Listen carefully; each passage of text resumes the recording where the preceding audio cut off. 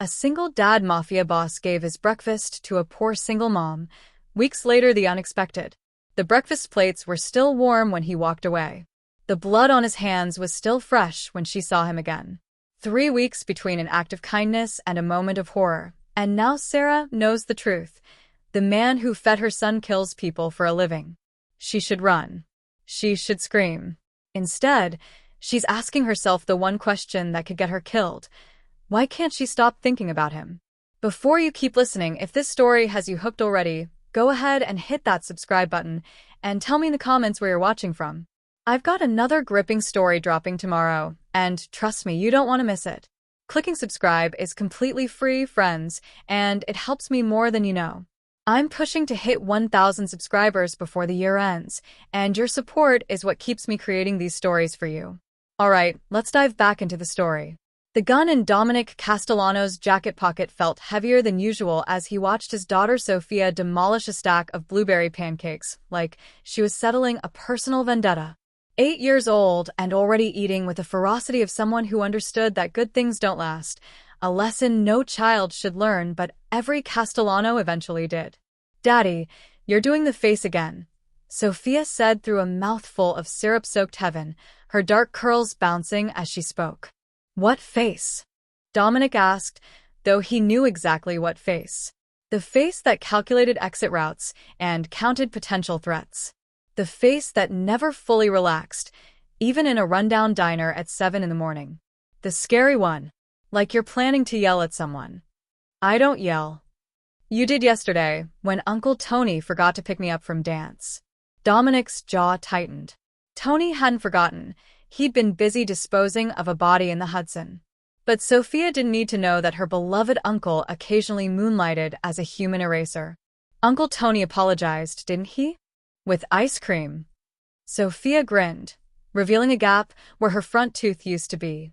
"The good kind, not the grocery store kind." "Then we're even." Dominic took a sip of coffee that tasted like regret and burnt rubber, his eyes scanning the diner out of habit. 2 exits. 1 cook. A waitress who looked like life had been using her as a punching bag.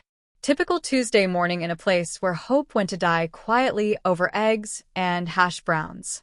That's when he saw her. She sat 4 booths down, her frame slight beneath a cardigan that had more holes than fabric, and she was counting change. Not casually, desperately.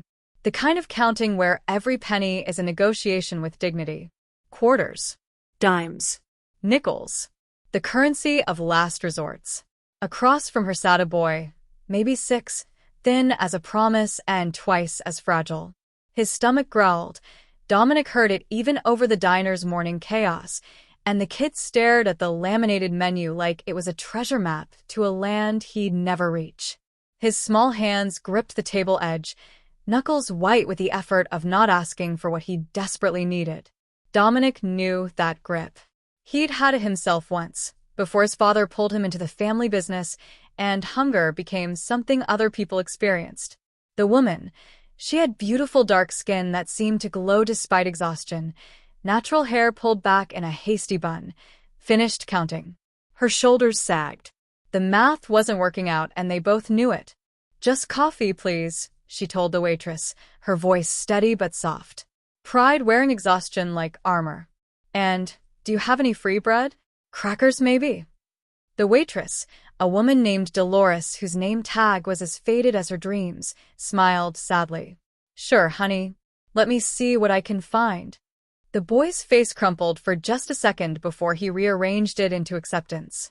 That look, that premature understanding that the world was unfair and complaining wouldn't change it, hit Dominic like a punch he didn't see coming. Sophia followed his gaze. "Daddy, that boy looks sad." "Eat your pancakes, princess." "But..." "Now." Dominic's phone buzzed. A text from Marco. "Rivera's hit our warehouse. 3 dead. Need you." The Riveras. Of course. Dominic had been waiting for their retaliation since he'd taken their shipment last month. In his world, peace was just worth taking a coffee break. He typed back, "Handle it. I'm with Sophia." Another buzz.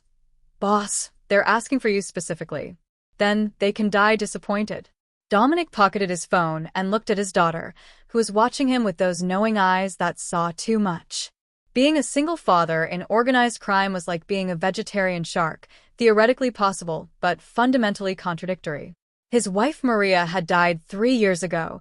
Cancer, the only thing that didn't respect family connections. And since then, Sophia had been his anchor and his vulnerability in equal measure. "Check, please," Dominic called out, pulling a black credit card from his wallet. The kind of card that didn't have limits because when you own half the city, limits are suggestions. As Dolores approached, Dominic watched the woman 4 booths down whisper something to her son. The boy nodded, trying to smile, trying to pretend that crackers and water were a feast. The kid's imagination was working overtime, and it broke something in Dominic that he thought had been broken too long to feel pain. He scribbled a signature on the receipt, then paused.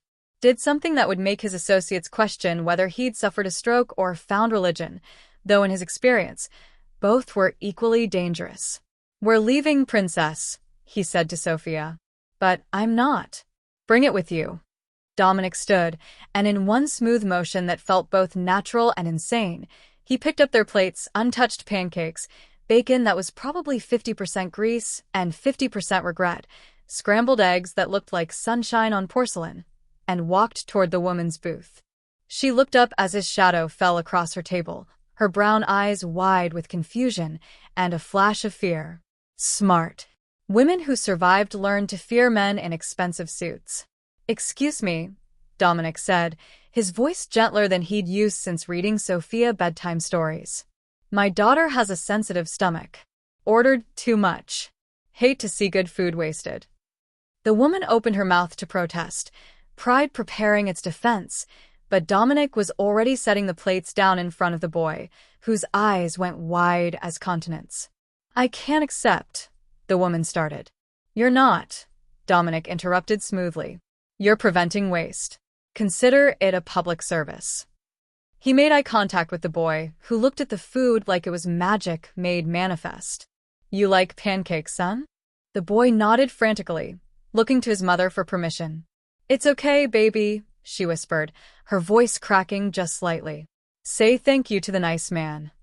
"Thank you," the boy breathed, already reaching for a fork.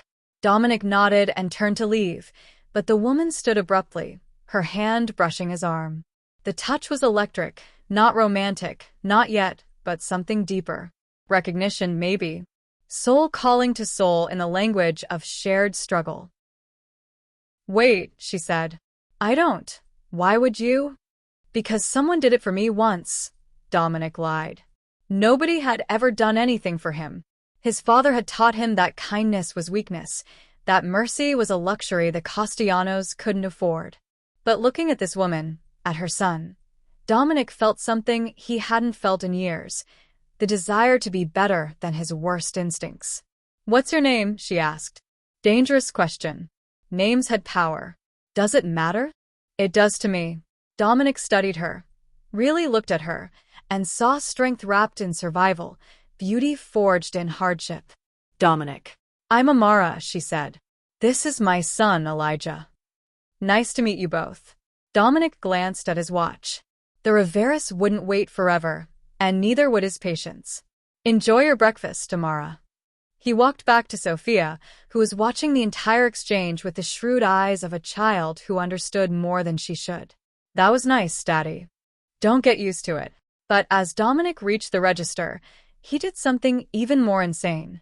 He pulled out $500 bills and handed them to Dolores. "Whatever she orders for the next month. If there's change, it's yours." Dolores's jaw dropped so fast Dominic heard it click. "Sir, I can't." "You can. You will. And if anyone asks, you never saw me." "Saw who?" Dolores grinned, palming the bills like a magician. Dominic shepherded Sophia toward the door, but not before catching one last glimpse of Amara. She was watching him leave, her expression a mixture of gratitude and confusion, and something else he couldn't quite name. Something that felt like the beginning of a story neither of them had agreed to start. As they stepped into the morning air, crisp, clean, nothing like the blood and business waiting for him, Sophia tugged his hand. "Daddy." "Yeah, Princess? Are we good people?" The question landed like a bullet Dominic hadn't seen coming. He knelt down, meeting his daughter's eyes, Maria's eyes, the only piece of his wife the universe had let him keep. "We try to be," he said, which was the most honest answer he could give. "Then why do people call you scary names?" "Because I've done scary things," Dominic thought. "Because I've built an empire on fear and violence, and the kind of pragmatic cruelty that keeps predators at bay. Because in my world, good people don't survive. They become cautionary tales." "Because they don't know me like you do," he said instead. Sophia seemed to accept this, or at least pretended to, and they walked to his car, a black Mercedes that cost more than most people's houses. As Dominic drove away, windshield wipers fighting the morning drizzle, he couldn't stop thinking about Amara's eyes. He'd seen fear in eyes before, had put it there deliberately more times than he could count. But Amara's eyes held something different: resilience. The kind that didn't bend even when braking seemed easier. What Dominic couldn't know, was that in 3 weeks, those same eyes would be staring at him in a very different context. In a warehouse. In blood. In the moment where kindness and cruelty would collide and force them both to answer the question Sophia had just asked: "Are we good people?" And the answer, Dominic suspected, would cost him everything. 3 weeks later, Dominic stood in Warehouse 7 watching a man beg for his life, and all he could think about was pancakes. Specifically, the way Amara's son had looked at those pancakes, like they were salvation on a plate. The memory should have faded by now, should have been buried under the mountain of business that defined Dominic's existence. But it hadn't. Instead, it played on loop during meetings, during meals, during the rare moments when sleep actually found him. "Boss, he's ready to talk," Marco said, pulling Dominic back to the present. The present being a tied-up Rivera lieutenant named Carlos who'd made the spectacular mistake of skimming from both families.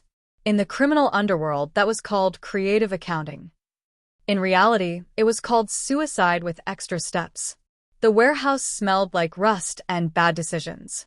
Fluorescent lights flickered overhead, casting shadows that danced across crates of imported goods, which was code for everything from weapons to pharmaceuticals that definitely weren't FDA approved. Dominic's men stood in a loose circle, their expensive suits somehow making the violence more obscene, like wearing a tuxedo to a dogfight.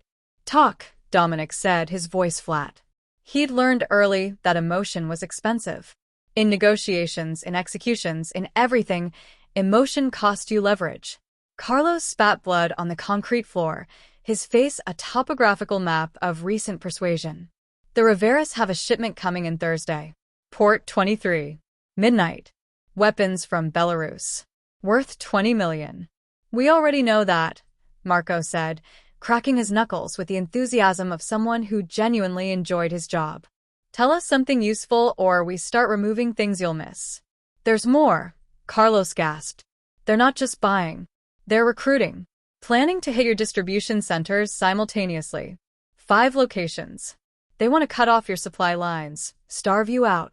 Dominic processed this, his mind already calculating responses, countermeasures, the precise amount of violence needed to send a message without starting a full-scale war. Though lately, war seemed inevitable. The Riveras had been pushing boundaries for months, testing to see if Dominic had gone soft since Maria died. They were about to learn he'd gone the opposite direction. "When?" Dominic asked. "I don't know, I swear." Marco's fist interrupted Carlos's sentence, connecting with his ribs with a sound like a tree branch snapping.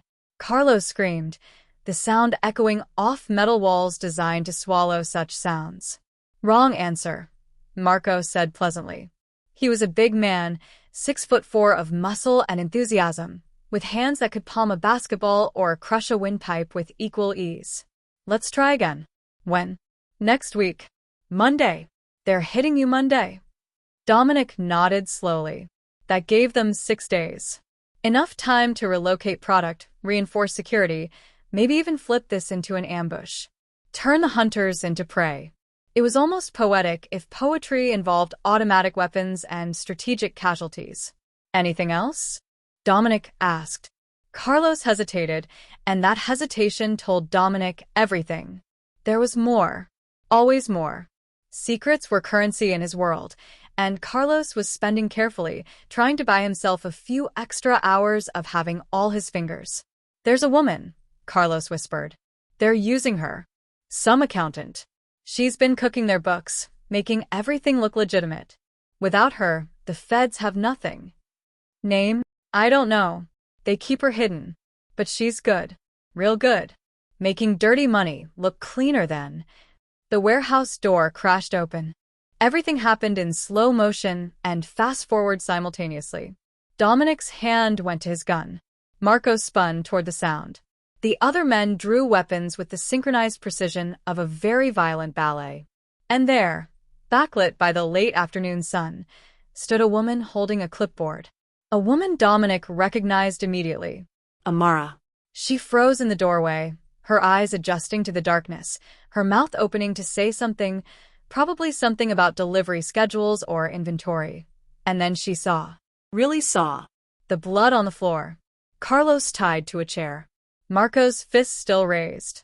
Dominic's hand on his gun. The entire tableau of violence that existed behind the legitimate business facade.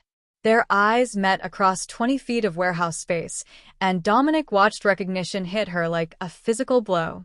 The suited man from the diner. The one who'd bought her breakfast. The one who'd shown kindness. That man was holding a gun and standing over a bleeding, broken body. "Oh my God," Amara whispered. Then she ran. "Stop her," Marco shouted, already moving, but Dominic's hand shot out, grabbing his lieutenant's arm with enough force to make the bigger man wince. "No," Dominic said. "Boss," she saw.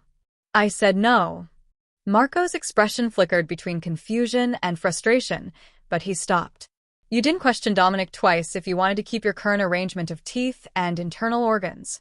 Amara had already disappeared through the door, her footsteps echoing in the parking lot outside. Dominic heard a car door slam, an engine start, tires screaming against asphalt. She was gone. "What do we do?" one of the younger guys asked, a kid named Tommy who still thought violence was glamorous instead of just necessary. "She's a witness. She can put us all away." "We do nothing," Dominic said, holstering his weapon. "Nothing?" Tommy's voice cracked with disbelief. "Boss, she just saw us." "I know what she saw." Dominic's tone could have frozen fire. "And I said we do nothing. Anyone touches her, anyone even looks at her wrong, and I'll do to them what we were about to do to Carlos. Are we clear?" The room went silent except for Carlos's labored breathing. The men exchanged glances, the kind of glances that questioned leadership, that wondered if their boss had finally cracked under the pressure of single fatherhood and empire management. Marco stepped closer, lowering his voice. "Dom, think about this. She's a liability. You know the rules. Screw the rules." Dominic turned to face his oldest friend, his most trusted lieutenant. "She's got a kid, Marco. A little boy who looks at pancakes like they're miracles. I'm not putting a bullet in his mother because she walked through the wrong door. So, what's your plan? Hope she doesn't go to the cops." "She won't." Dominic said it with more confidence than he felt. The truth was, he didn't know what Amara would do. But he knew what she'd seen in his eyes that morning at the diner, recognized it because he'd seen it in his own mirror. Desperation. The willingness to do whatever it took to protect what mattered. How can you be sure? Because she's got more to lose than we do. Marco didn't look convinced, but he nodded. "And if you're wrong, then we'll deal with it. But not by hurting her. The family won't like this. You're setting a dangerous precedent." "The family works for me, not the other way around." Dominic's voice dropped to something dangerous, something that reminded everyone why he ran this operation despite being younger than most of his lieutenants. "And if anyone has a problem with that, they can schedule an appointment to discuss it. Carlos here just opened up my afternoon. No one took him up on the offer." "Clean this up," Dominic ordered, gesturing at Carlos, who looked relieved to still be breathing. "Get him to Doc Martinez. If he survives the night, cut him loose. He's given us what we need." "Boss." "Do it." Dominic was already walking toward the door, toward his car, toward a woman who'd just seen him at his worst and would probably spend the rest of her life having nightmares about it. "Good," A dark part of him thought. Let her be scared. Scared people made smart decisions. Scared people survived. But a different part, the part that had bought breakfast for a stranger, the part that read bedtime stories and braided hair, that part wanted something else entirely. It wanted to explain, to justify, to somehow convince Amara that the man in the warehouse and the man in the diner were both real, both true, both him. Which was insane. You didn't explain yourself to witnesses. You eliminated them or compromised them or buried them so deep they forgot their own names. Those were the options. Those were the rules. But Dominic was apparently rewriting the rules, one poor decision at a time. He found her address easily enough. His people had resources that made privacy a polite fiction. Amara Chin lived in a fourth-floor walk-up in a neighborhood where Hope went to get mugged. The building had that particular aesthetic of managed decay, crumbling brick, graffiti as wallpaper, windows that looked like cataracts. Dominic sat in his Mercedes across the street, watching her apartment. The lights were on. He could see her silhouette moving behind thin curtains, pacing, probably. Processing. Deciding whether to call the cops or pretend she'd hallucinated the entire thing. His phone buzzed. Sophia's school. Mr. Castellano? This is Principal Morrison. Sophia got into a fight today. Dominic closed his eyes. Of course she did. Is she hurt? No, but the other child has a bloody nose. Sophia says he was bullying younger student, but we have a zero-tolerance policy. I'll be there in 20 minutes. Sir, we need to discuss. 20 minutes. Dominic hung up, looking one more time at Amara's window. This would have to wait. Everything would have to wait. Because that was the reality of his life. Constant triage, deciding which fire to put out first while the others burned merrily along. He drove to Sophia's school, a private institution that cost more than most people's cars and supposedly taught values like compassion and conflict resolution. Apparently, those lessons weren't taking. Sophia sat in the principal's office, her arms crossed, her expression defiant. She had a scratch on her cheek and absolutely zero remorse in her eyes. Princess, Dominic sighed, sitting beside her. What happened? Brandon was pushing Lily. She's in first grade, Daddy. He was calling her names and pushing her, and nobody was helping. So you hit him? I defended her. Like you taught me. Principal Morrison, a woman who looked like she'd been personally victimized by every child she'd ever met, cleared her throat. Mr. Castellano, we cannot condone violence. She's 8 and she stopped a bully. Dominic's tone was pleasant, but his eyes weren't. What would you have preferred? That she watch? That she get an adult who'd fill out paperwork while the bullying continued? We have procedures. Your procedures failed. My daughter succeeded. Are we done here? Morrison's face flushed. Mr. Castellano, your daughter cannot solve every problem with her fists. Why not? Dominic stood, taking Sophia's hand. Seems to be working so far. Come on, princess. Let's get ice cream. But, Daddy, I'm in trouble. No, you're not. You did the right thing. He looked at Morrison. Send me the bill for the other kids' medical expenses. And maybe invest in better supervision. They left the office to Morrison's sputtering protests, and Dominic felt Sophia squeeze his hand. Am I really not in trouble? You're really not in trouble. He paused. But next time, maybe don't break the kid's nose. A solid body shot sends the same message with less paperwork. Sophia giggled, and for a moment, everything felt normal. Father and daughter. Ice cream and advice. A regular Tuesday afternoon. Except it wasn't regular. Because somewhere across town, a woman who'd seen too much was deciding their collective fate. And Dominic still didn't know if his mercy would save them or destroy everything. What would you do if you witnessed something that shattered your entire perception of someone who'd shown you unexpected kindness? Would you run to the police? Or would you stay silent to protect yourself and those you love? That night, after tucking Sophia into bed, Dominic sat in his study with a glass of bourbon that tasted like regret and stared at Amara's address on his phone. He should leave her alone. Should let this play out naturally. Should trust that fear would keep her silent. But Dominic hadn't built an empire by trusting. He'd built it by controlling variables, by turning chaos into strategy, by making sure every potential threat was either neutralized or converted into an asset. The question was, which category did Amara fall into? And more importantly, which category did he want her to fall into? His phone buzzed with a text from an unknown number. "I know what you are. Stay away from me and my son." Dominic stared at the message, then typed back, "I need to explain." 3 dots appeared, disappeared, appeared again. Then, "There's nothing to explain. I saw everything I needed to see." "You saw a piece. Not the whole picture." "I saw enough. Amara, please. Let me." The dots disappeared and didn't return. Dominic waited 5 minutes, then 10, then threw his phone across the room where it shattered against the wall with satisfying finality. Perfect. He'd managed to terrify the first woman he'd been attracted to in 3 years and simultaneously compromised his organization's security. At this rate, he'd be winning Father of the Year and Idiot of the Century in the same ceremony. A knock on his study door.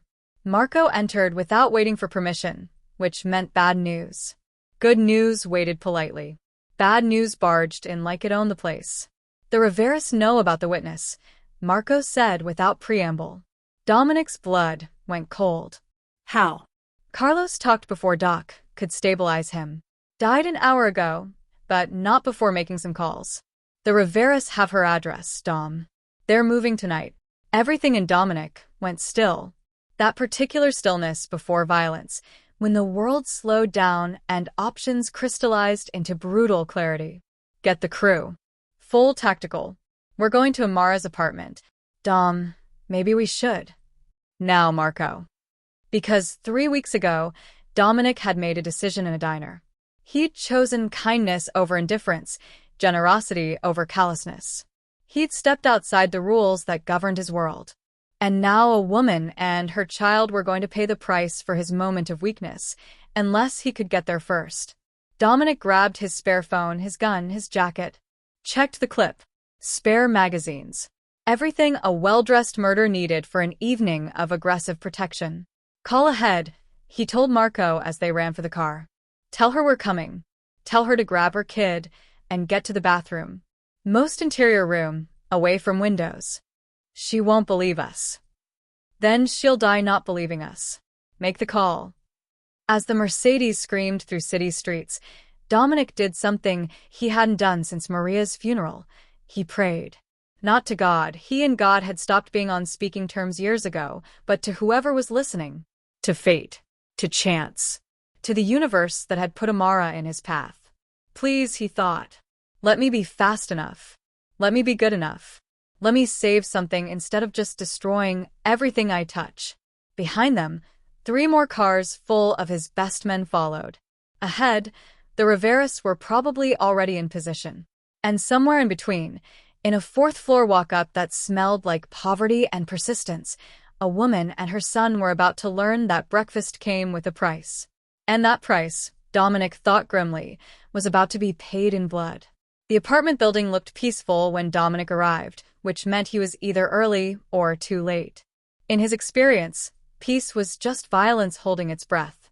"Second team, cover the back exits," Dominic ordered into his comm. "Marco, you're with me. Everyone else, perimeter. Nobody gets in or out without my authorization."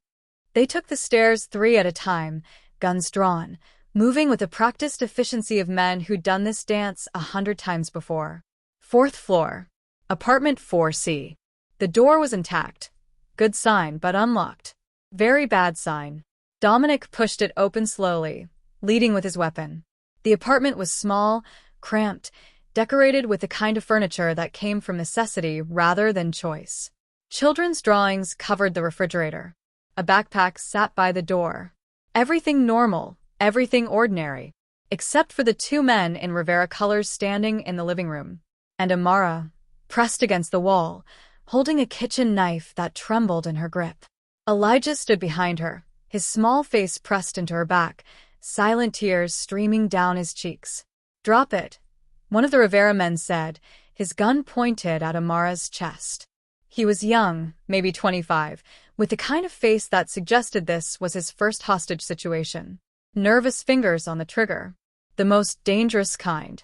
The second man was older, more composed, and his gun was pointed directly at Dominic. Castellano. We were hoping you'd show up. Makes this easier. You've got 5 seconds to walk out that door, Dominic said, his voice glacier cold. After that, I can't guarantee what happens to your internal organs. Big talk from a man who's outnumbered. Am I? Dominic smiled, and it was the smile that made grown men reconsider their career choices. Marco, how many men do we have in this building? 12, boss. Plus snipers on adjacent roofs. The older Rivera's confidence flickered. Good. Doubt was the first crack in any defense. So here's what's going to happen, Dominic continued, taking a step forward. You're going to put down your weapons. You're going to apologize to the lady for scaring her son. And then you're going to walk out that door and tell your boss that Amara Chin is under my protection. Permanently. We have orders. Your orders just expired. Another step forward. Along with your limited time on Earth if you don't start moving. The younger Rivera's hand was shaking badly now, his gun wavering between Amara and Dominic. We can't just leave. They'll kill us. Then you've got a choice, Dominic said reasonably. Die now, definitely. Or die later, possibly. I'm a gambling man. I'd take those odds. Amara's eyes met Dominic's across the room, and in them he saw something unexpected. Not fear, but fury. She'd been terrified at the warehouse, shocked and horrified. But now, with her son threatened, she'd transformed into something else entirely. Something fierce. Put the knife down, Amara, Dominic said softly. I've got this. Why should I trust you? Her voice shook, but held. You're just like them. You're all the same. No, Dominic said. I'm worse. But I'm worse in your favor. There's a difference. The older Rivera made his decision then, gun swinging toward Dominic, but Marco was faster, his shot precise, clipping the man's shoulder and sending his weapon clattering across the floor. The younger Rivera panicked, his finger tightening on the trigger, and Amara moved. She didn't think, didn't hesitate. She lunged forward with her kitchen knife, not to kill but to deflect, knocking the gun upward just as it fired. The bullet hit the ceiling, raining plaster down on them all. Dominic crossed the distance in 2 strides, disarming the younger man with efficient brutality, a strike to the wrist, elbow to the face, knee to the gut. The Rivera crumpled like a puppet with cut strings. Silence crashed over the apartment, broken only by Elijah's quiet sobbing and the older Rivera's groans. Take them, Dominic ordered, and his men materialized from the hallway, hauling the wounded Riveras away like garbage collection. And spread the word. Anyone touches this woman or her son, they answer to me personally. Then they were alone. Dominic, Amara, Elijah, and the wreckage of their almost tragedy. You okay? Dominic asked, holstering his weapon. Amara was shaking, adrenaline crashing through her system. She looked at the knife in her hand like she didn't recognize it, then dropped it with a clatter. What? What just happened? You saved your son. And probably me. Dominic knelt down to Elijah's level. Hey, buddy. You're safe now. I promise. The boy looked at him with red-rimmed eyes. Are you a bad guy? Yeah, Dominic admitted, because lying to kids never worked and honesty was terrifying. But I'm trying to be better. Because of us? Because of you. Amara pulled Elijah close, her hands in his hair, checking him for injuries even though he hadn't been touched. The universal language of terrified parents everywhere. We need to leave, she said. Pack. Disappear. If they found us once. They won't find you again, Dominic interrupted. I'm moving you somewhere safe. Somewhere they'd never think to look. I don't want your help. I don't want to be part of whatever this is. Too late. You're already part of it. Dominic stood, running a hand through his hair. Look, I know what you saw at the warehouse. I know what you think of me. And you're probably right. But those men just invaded your home and threatened your child because of something I started. So let me finish it. Let me keep you safe. And then what? We Live under your protection forever? Become prisoners in a nicer cage. No. Then you live. You and Elijah. That's it. That's the whole plan. Amara studied him, really looked at him, and Dominic felt exposed in a way that bullets never made him feel. Why do you care? Honestly, I don't know. But I do. That's not an answer. It's the only one I have. She looked at her son, at the apartment that no longer felt safe, at Dominic standing there with blood on his knuckles and sincerity in his eyes. The impossible math of trusting a monster who'd shown her kindness. Where would we go? I have a property. Upstate. Secure. Sophia, my daughter, she'd love to meet Elijah. Kids need kids, you know? Normal stuff. While the adults figure out the complicated parts. There is no us, Amara said firmly. You saved us. Twice. I'm grateful. But I've seen what you do, Dominic. I can't have that around my son. I know. And he did. He understood completely. But until the Riveras back off, you need protection. After that. He shrugged. After that, you never have to see me again, if that's what you want. That's what I want. Okay then. But as Dominic helped them pack, as he carried their few possessions down to his car, as Elijah fell asleep in the back seat next to Sophia, who'd insisted on coming along, something shifted. In the rearview mirror, he caught Amara watching him. Not with fear. Not with disgust. But with something more complicated. Something that looked like understanding, maybe. Or the beginning of it. Thank you, she said quietly. For coming. For everything. Don't thank me yet. This isn't over. Will it ever be? Dominic thought about his world, about the violence that funded private schools and birthday parties, about the blood that paid for pancakes and kindness.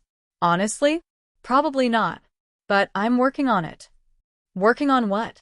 Being the kind of man who deserves to buy breakfast for beautiful women without it ending in shootouts. Amara almost smiled.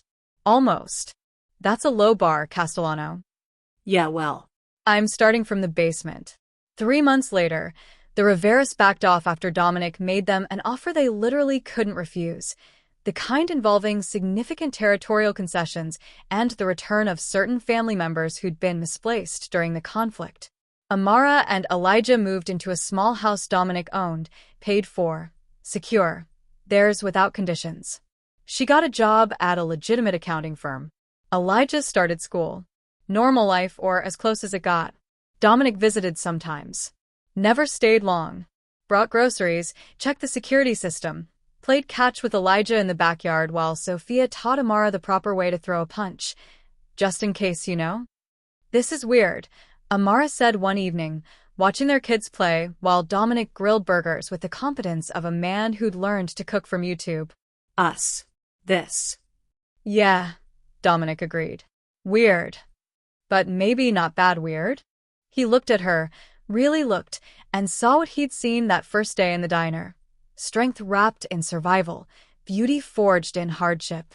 But now he saw something else too. Possibility. Not bad weird, he confirmed. I still don't forgive you for what you do. Good. You shouldn't. But I'm starting to understand why. That's terrifying. Tell me about it. Elijah's laughter rang across the yard as Sophia chased him with a water gun, and Dominic felt something in his chest crack open, something that had been frozen since Maria died. Not love. Not yet. But the possibility of it. The hope. I'm getting out, he said suddenly. Of the business. It'll take time, but I'm working on it. Legitimate investments. Clean money. The whole redemption arc. Amara raised an eyebrow. Because of us?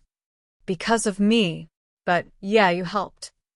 She was quiet for a long moment, watching their children play, watching the sun set over a life neither of them had planned, but both were building anyway. Then she took his hand. Well, she said, don't screw it up. I'll try not to. And in the golden light of an ordinary evening, Dominic Castellano, former Mafia boss, current single dad, aspiring decent human being, made a promise. Not to the universe, not to fate, but to the woman holding his hand and the children playing in the yard. He promised to be better, to try harder, to build something worth keeping instead of just destroying everything he touched. It was a start. Sometimes that's all you need. Thank you for watching the story to the end. If you enjoyed this story, you will surely love the next one. It's as interesting and even more intriguing as can ever imagine. So, do check it out.